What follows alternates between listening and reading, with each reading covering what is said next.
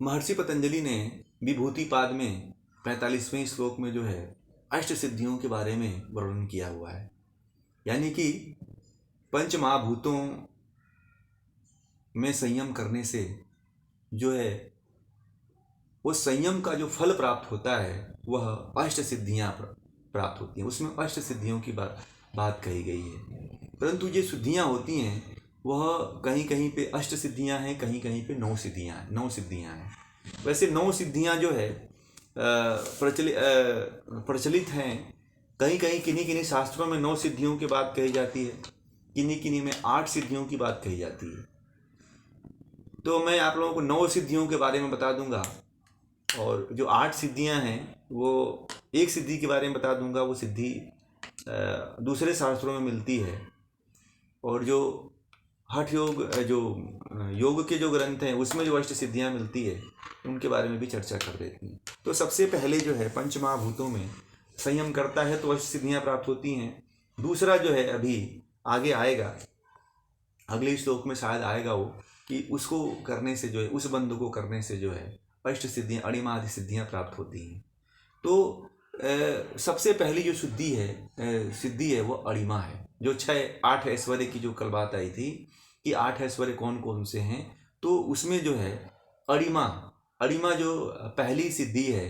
अणिमा का जो तात्पर्य होता है अणु मतलब छोटा, अणु हो जाना मतलब अणु हो जाना मतलब छोटा, अपने शरीर को छोटा बना लेना, शरीर को बहुत ही सूक्ष्म बना लेना, छोटा बना लेना, यही जो है अणिमा सिद्धि है। इसके बाद जो है दूसरी जो सिद्धि आती है वह है लघिमा। लघिमा सिद्धि में क्या होता है? लघिमा का जो तात्पर्य होता है लघु यानी कि हल्का हो जाना, शरीर के भार को बहुत कम कर लेना, शरीर के भार को बहुत कम कर लेना, क्या है? यह लघिमा है। फिर जो है देखिए, अब यहाँ पे गरिमा अष्ट सिद्धियों में नहीं आती है, इसलिए मैं इसका वर्णन कर देता हूँ। ये 9वीं जो सिद्धि है वह गरिमा आती है, तो गरिमा को मैंने तीसरे स्थान पे ले लिया है। तो गरिमा जो सिद्धि है, गरिमा का जो तात्पर्य होता है वो गुरु होता है। ठीक है, गुरु होता है। तो गुरु का मतलब होता है भारी, शरीर को पूरा भारी बना लेना, शरीर के भार को बढ़ा लेना, शरीर को बड़ा ही वजनदार बना लेना। तो अब इसके बारे में मैं थोड़ा सा आप लोगों को चर्चा करूंगा। अणिमा सिद्धि के बारे में अगर आपको जानना है तो थोड़ा सा महाभारत काल में मैं आपको लेके चलता हूँ। महाभारत काल में जब सीता की खोज में हनुमान जी जब समुद्र को पार करते हैं तो लंका में जब प्रवेश करना होता है तो वह जो है अपने शरीर को पूरी तरह से सूक्ष्म कर लेते हैं। एक मच्छर के बराबर जो है करके लंका में प्रवेश करते हैं, और लंका में प्रवेश करते हैं, परंतु लंकिनी जो है, जो लंका की रक्षा करने वाली होती है, वह उनके सूक्ष्म शरीर को देख लेती है। तो वहां पे आप देखेंगे कि यह सिद्धि जो है देखने को महाभारत काल में मिलती है। फिर लघिमा जो है, लघु हल्का कर लेना, एकदम भारी हल्का कर लेना, शरीर को भारहीन कर लेना। तो जब हनुमान जी जब सीता की खोज के लिए समुद्र तट पे आते हैं तो जामवंती जब उनको सिद्धियों का ज्ञान कराते हैं, उस समय हनुमान जी जो है अपने शरीर को हल्का करके जो है समुद्र की छलांग लगाते हैं। तो हनुमान जी को अष्ट सिद्धि और 9 निधियों का दाता कहा जाता है, क्योंकि अष्ट सिद्धियां और 9 निधियां जो है हनुमान जी को जन्म से ही प्राप्त थी।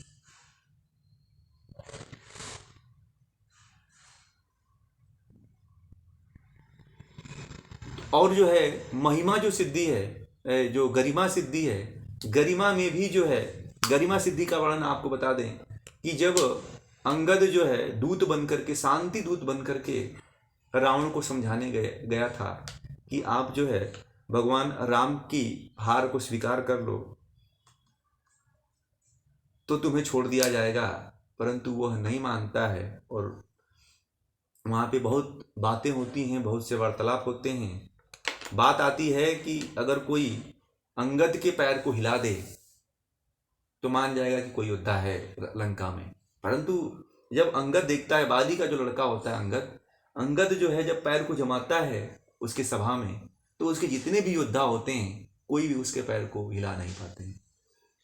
यहाँ तक कि रावण को जाना पड़ता है उसके पैर को हिलाने के लिए, परंतु उसको किसी राज्य के लोगों ने कह दिया कि आप बंदर के पैर को पकड़ने जा रहे हो, तो उसके अंदर तुरंत अहंकार आ जाता है। तो वहाँ पे आप जो है गरिमा नामक सिद्धि को देख सकते हैं। फिर जो है महिमा, महिमा मतलब महान, महिमा मतलब महान, यानी कि बड़ा हो जाना, शरीर को विस्तार कर लेना, बड़ा कर लेना। तो यहाँ पे जो है जब एक बार क्या होता है कि जब सीता को हनुमान जी जो है जब अशोक वाटिका की तरफ जाते हैं तो बहुत से राक्षस ऐसे मिलते हैं और बहुत से राक्षस उनको तंग करते हैं। तो जो है वो अपने शरीर को विशाल कर लेते हैं उस समय, यानी कि बहुत बड़ा बना लेते हैं, जैसे यूनिटी ऑफ स्टैचू बना हुआ है उस तरह से अपने शरीर को बड़ा कर लेते हैं। तो यह महिमा नामक सिद्धि यहाँ पे आप देख सकते हैं। फिर जो पांचवी सिद्धि जो है वह प्राप्ति है। प्राप्ति मतलब, प्राप्ति का तात्पर्य होता है पहुंचना। प्राप्ति का जो अर्थ होता है वह पहुंचना होता है, यानी कि अल्पकाल में बिना किसी साधन के जहां चाहे वहां चले जाना, पहुंच जाना, ये क्या है? प्राप्ति नामक सिद्धि है अल्पकाल में। तो जो योगी हुआ करते थे, जैसे हनुमान जी को ही देख लीजिए, बहुत कम समय में जो है समुद्र को लांघ गए थे, और जब लक्ष्मण को शक्ति बाण लगता है तो वह जो है बहुत कम समय में आकाश मार्ग के द्वारा जो है बिना किसी साधन के, बिना किसी वायुयान के, वह जो है संजीवनी बूटी लेने के लिए जो है चले जाते हैं, और लेकर के बहुत कम समय में ही वह संजीवनी बूटी को लेकर के आते भी हैं। तो यहाँ पे जो है प्राप्ति नामक जो सिद्धि थी उसके माध्यम से वो करते हैं। फिर जो है प्राकाम्य, प्राकम्य, प्राकाम्य जो सिद्धि है इसमें जो है इच्छा में रुकावट का न आना। प्रकाम्य का जो तात्पर्य होता है इच्छा में रुकावट का न आना, यानी कि कामना के अनुसार कार्य का हो जाना। जैसी कामना योगी करता है उसकी सारी इच्छाएं पूरी हो जाती हैं। ये सिद्धि ऐसी होती है प्रकाम्या कि जो कामना करता है साधक जो है उसकी सारी इच्छा तुरंत पूरी हो जाती है। और फिर जो है अगली जो सिद्धि है, सातवीं जो सिद्धि है, वशित्व। वशित्व में क्या होता है? भूत, जो पंच महाभूत हैं और भौतिक पदार्थों का वह वश में कर लेता है इनको, और उन पदार्थों को अपने वश में करना तथा उनके वश में न होना, उसके पास सारा गुण होता है वशित्व में। जो भी वशित्व में ये किसी को भी अपने वश में कर लेता है, अपने मनो अनुकूल चला देता है उसको, और उसके वश में नहीं होता है। जिसको वशित्व सिद्धि होती है, कोई वशित्व को सिद्ध किया है तो एक दूसरे को कोई भी वश में नहीं कर पाता है। जो वशित्व का प्रयोग वही होता है जहाँ पे कोई वशित्व को नहीं सिद्ध कर पा रहा होता है, यानी कि किसी को भी वश में कर लेना। जो पंच महाभूतों से बने हुए जो भी जीव जंतु हैं, जो भी प्राणी हैं, उन सबको जो है वश करने की उसके अंदर क्षमता आ जाती है। इसित्व, अब इसमें भी भूत भौतिक पदार्थ, यानी कि जो पंच महाभूत हैं, जो भौतिक पदार्थ हैं, और उसमें क्या करता है कि पदार्थों के उत्पादन और उत्पन्न कर देने की उसके अंदर क्षमता आ जाती है। यानी कि वह कभी भी भौतिक पदार्थों को नष्ट कर सकता है, कभी भी बना सकता है, कभी घर बना सकता है, कभी बिगाड़ सकता है, कभी मकान बना सकता है, कभी महल बना सकता है।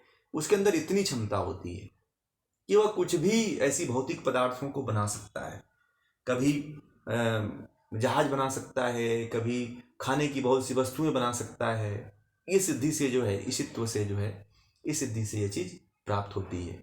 यत्र कामासायित्व, अंतिम जो है नौवीं जो सिद्धि है, यत्र कामासायित्व जो है, यानी कि उसके अंदर इसमें जो है क्या होता है कि सत्य संकल्प होता है। इसमें उसका सत्य संकल्प इतना अच्छा होता है कि जिस पदार्थ से प्रयोजन सिद्ध करने की वह कामना करता है वह उसे पूरा कर लेता है। यानी कि इसमें क्या होता है कि उसका संकल्प ऐसा मजबूत होता है कि जिस पदार्थ को प्राप्त करने, मतलब कि पदार्थ से प्रयोजन सिद्ध करने की उसके अंदर कामना होती है कि मैं इस पदार्थ से ये चीज़ मैं सिद्ध कर लूँ, तो वह चीज़ उसे सिद्ध कर लेता है। वह चाहता है कि मैं जो है इस व्यक्ति को ये चाहूँ कि यह व्यक्ति मेरे यहाँ आकर के काम करे, यह व्यक्ति मेरे कहे अनुसार चले, तो वह कामा साहित्य नामक सिद्धि से जो है वह प्राप्त कर लेता है। तो ये जो है अष्ट सिद्धियां हैं। इसमें जो 9वीं सिद्धि है, महिमा और गरिमा दोनों मिलती हैं, ठीक है। कहीं कहीं पे महिमा और गरिमा को लोग एक ही कह देते हैं, परंतु कहीं कहीं पे 9 सिद्धियों की जिक्र आती है, कहीं कहीं पे 8 सिद्धियों की बात आती है। तो अगर 8 सिद्धियों की बात अगर आपको रखनी है, तो वहाँ पे आप महिमा और गरिमा दोनों को एक ही करके आप एक सिद्धि उसको मान सकते हैं, ठीक है। तो ये जो है अष्ट सिद्धियां रही। तो इस तरह से अष्ट सिद्धियों के बारे में भी आप लोग अच्छी तरह से जानकारी रखिए और इसको आप लोग नोट करके रखें कि आने वाले समय में आपके काम आए। और दूसरा मैंने कहा था ओम का उच्चारण। तो ओम का उच्चारण करते हैं वो 2, 3, 4 तरह से होता है, करीब 4, 5 तरह से भी होता है, कई तरह से ओम का उच्चारण होता है। अब ओम के उच्चारण में बहुत लोग, सभी लोग गलती करते हैं। मैं कहता हूं कि ओम का जब उच्चारण करें आप लोग, तो अपना माइक और वीडियो ऑन रखें, उससे पता चलेगा कि आप लोग वास्तव में ओम का उच्चारण करते हैं कि नहीं करते हैं या गलत करते हैं। तो इसमें जो है ओम का सर्वप्रथम जो है पहला उच्चारण करते हैं, उसमें अ, उ, म, ये तीनों अक्षर आना चाहिए। इस तरह से एक उच्चारण किया जाता है कि जिसमें अ, उ, म आए, और दूसरा उच्चारण ऐसे किया जाता है कि अ और उ को मिला देने से ओ हो जाता है। तो ओ का उच्चारण करें फिर म का उच्चारण करें। तो प्रचलित रूप से ओ और म, ये 2 शब्द ही उच्चारण में आते हैं। तो इसमें क्या होता है कि 3 तरह से किया जाता है। पहला कि इसमें अ को लंबा खींचा जाता है और म को छोटा कर दिया जाता है। लास्ट में म को भी खींचा जाता है। म का भी स्पष्ट उच्चारण होना चाहिए नाक से। अ का मुंह से आवाज आता है और म का हमेशा नाक से आता है, ध्यान रखिए। और दूसरा जो इसका तरीका है अ और उ, यानी कि अ और म दोनों बराबर रेशियो में हो, यानी कि 50-50% जो है उच्चारण करते हैं। और तीसरे राउंड में जो है अ का कम और म का ज़्यादा करते हैं। यह आध्यात्मिक लाभ के लिए बहुत ही अच्छा होता है। जिनको अध्यात्म में उतरना है, जिनको साधना के क्षेत्र में उतरना है, वह म को ज़्यादा खींचा करें। जिनको भौतिक लाभ जिनको लेना है, जिनको यश आदि प्राप्त करना है, वह जो है ओम को जो है ज़्यादा खींचें और म को कम लें। जिनको सम अवस्था में रहना है, जिनको भौतिक और आध्यात्मिक दोनों लाभ लेने हैं, तो वो बराबर वाला किया करें। इस तरह से जो है ओम का जो है उच्चारण करना चाहिए, स्पष्ट होना चाहिए। ओम का आवाज करते समय, नाद करते समय कर्कशा आवाज नहीं निकलना चाहिए, मधुर आवाज निकलनी चाहिए, ठीक है। आज करेंगे इसके बारे में। और दूसरी चीज, तीसरा जो है